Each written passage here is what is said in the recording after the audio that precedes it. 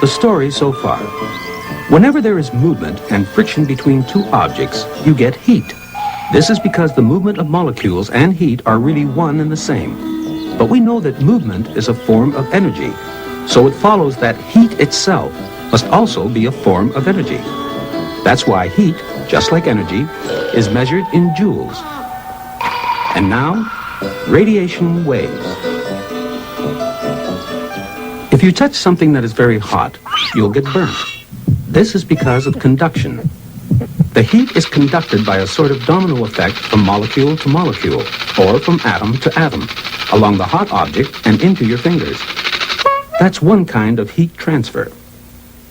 But if you hold your other hand above the same hot object, you will also get burnt. This is because of convection. The hot object causes the molecules of air above it to speed up.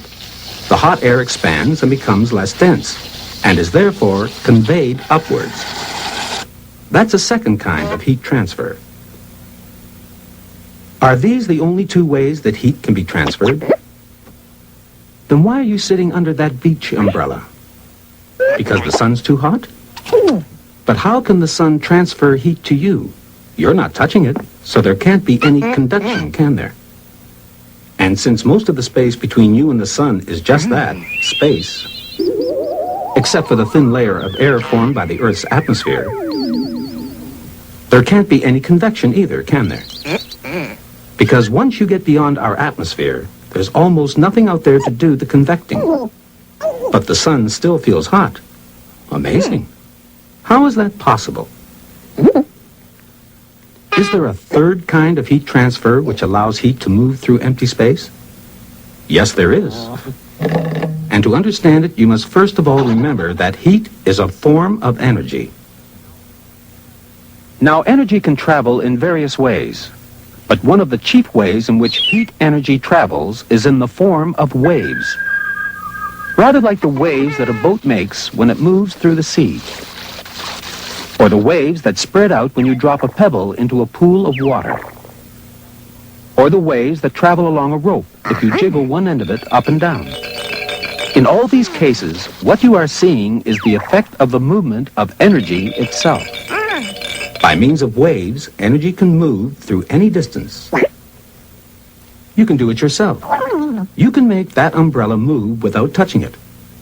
Tie one end of your rope to the umbrella, and now move your end of the rope up and down.